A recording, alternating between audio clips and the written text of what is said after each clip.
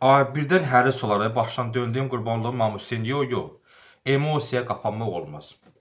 Əvvələn demişəm, zuhur ərəfəsində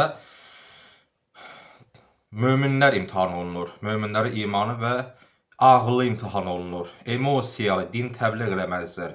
Emosiyaya qapanırsan, hər hansı məsələni emosional qəbul eləsən, bil ki, uçurumdasan. Zuhur dövründə ağıl və imtahanla, ağıl və imanla insan imtahan verir və bu yolla imtahandan keçsə, zuhur dövründə mömin kamillər olacaq. O yaxşı mömin. Amma emosional yanaşsa, tez aldanacaq. Tez allanan da bu yolda qələbə çalmır. Emosional şəxsə bu yollarda heç vaxt xeyir görməyiblər. Ancaq ağıl və sübutlarla. Birdən başa döndüyüm imam belə bir hədis istəyər, mən bu qəbul eləməsəm nə olar? Deyir, yox. Əgər hədis ayənə uyğun gəlməsə, niyə qəbul eləyəsən? Niyə narahatsan ki? Bu düzgün söz deyil də, qəbul eləmə. Bax, bu bizim kütlənin, bəzi əzizlərimizin belə yersiz qorxaqlığından kimlərsə istifadə edirlər. Paylaşırlar ki, deyər, zikir var, bu desən filan şey olacaq. Əgər hədis varsa, o zikrin mənbəsi varsa, etibar hədisdirsə, başçı qəbul eləyir. Etibar mənbəyi yoxdursa, Qur'ana uyğun gəlmirsə, niyə qəbul etməliyik? Ümumiyyətlə, hər bir sözü biz qəbul etməliyik. Belə bir qanun var dində. Nə dillə qəbul elə? Yox. Ayə hədislə uyğundursa, başçı. Uyğun deyilsə, ya Allah, yaxşı ol.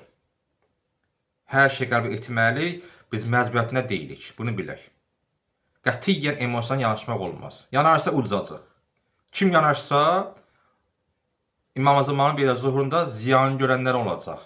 Namaz, orucu onu xilas deməyəcək.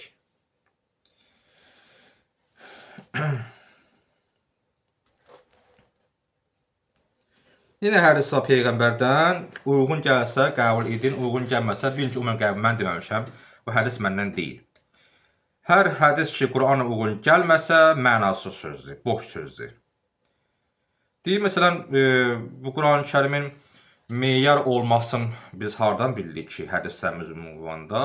Deyir, məşhur Səqələyn hədisidir. Peyğəmbər buyurur, mən sizə 2 ağır əmanət qoyuram, Quran və Əhl-i Beyt. Yəni, nə varsa bunlarla uyğunlaşdırın. Mənim ki, eşitdin və ya oxudun və gördün. Tutaşır ayə ilə uyğun gəlsə, gəlməsə qəbul eləmirsən. Deyir, çox təəssüf ki, hətta bu üslubu qəbul etməyən, buna müxalif olanlar da var. Deyirlər ki, yox, hər hansı bir hədis eşitdin, qəbul elə, Quranla uyğunlaşdırma. Deyir, niyə uyğunlaşdırmaya? Aha, bizim elmimiz yoxdur. Quran-ı Kərim müəyyən ayə var ki, bunu deyir. Hədis gəlib, hədis dırnaqarası, hədis adı altı deyəcəm bəzilərini. Belə söz deyir. Biz o niyə qəbul elə? Axı, bu hədisi qəbul eləsə, ayəmiz uyğunlaşdırmasaq, axı, ayə başqa söz deyir. Hədis başqa söz deyir. Deməli, birinci ayədir də.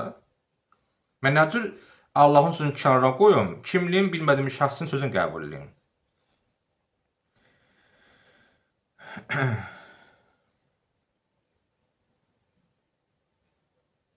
Hətta burada adını çəkib, adını çəkməyə lazımdır.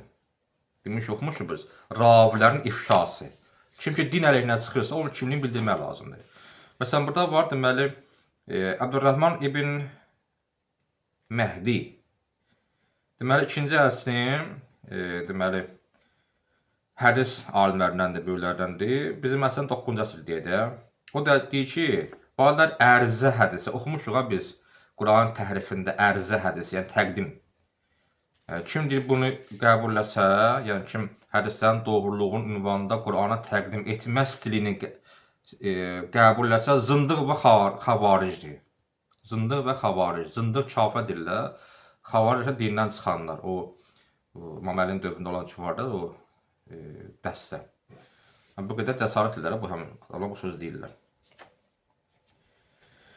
Əhməd ibn Həmbəl Əhl-Sünnə alimidir. O gəldi ki, ma əzsəru ələ hazə ən əquləh. Deyir, mən cəsarət eləyə bilmərəm belə bir söz deyim. Allahın kitabını təfsir edim. Ondan, yəni ki, nə ki bizim məlum olub, o mən deyə bilərəm. Nə ki bizə məlum deyil, mənim deyil, o bir də başım üçün deyil. Mənə yaraşmaz, mən risk eləyə bilmərəm. Cəsarət eləyə bilmərəm ki, dində məlum olmayan şey mən din adına söyləyim. Belə bir söz deyir Əhməd ibn Həmbəl.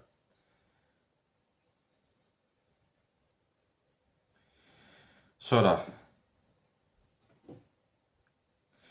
burada mən qeyd etmişəm, hədis saxtalaşdırmaq yaxud yozmaq üçün deyilir. Bəzi hallarda Əhməd ibn Həmbəl bilək barəsində bədbinlik eləməyək. Şimdi haşiyə çıxıram ki, bəzi vaxt insan mümkündür ki, məsələn, özü müqəddəs göstərsin. Özü göstərsin müqəddəs. Desin ki, mən məsələn içində İmam Peyğəmbərin sözü olan yerə söz deyə bilmərəm. Onların hədislərə yoxsa mən söz deyə bilmərəm. Özün belə imanlı mömin əhlə göstərə, cəmaata özün yaxşı təqdim edir, başı gör ki, hə, etibar qazandı, başı öz əqidəsini yürütməliyəm. Daha bunun planı var, fikri var imiş. Cəmaat içində etibar qazansın, inam qazansın və ondan sonra nə eləsin? Öz əqidəsini hədis adından desin. Öz sözü deyə, əslində hədis deyil. Öz əqidəsini yaymaq üçün nə eləyir? Fikri addımı atır. Bu da bir taktikadır ya. O görə yəni həqiqətən insan çox diqqətli olsun. İndi bu hədislər əvvəl demişəm, fəzilətli şəxslər barəsində hədislərin deyilməsi qadağan olundu. Əhl-i-Beyt haqqında, məsələn, sahabalar haqqında, fəzilətli olmayan adamlar barəsində hədislər deyilməli başlandı. Dediyim kimi, Muaviyə kitab var ya, oxumuşum mən bizim dildə. Təxminən bir 20 bundan qabaq oxumuşum, 20 il. 2002-də, 2003-də oxumuşam. 20 il var.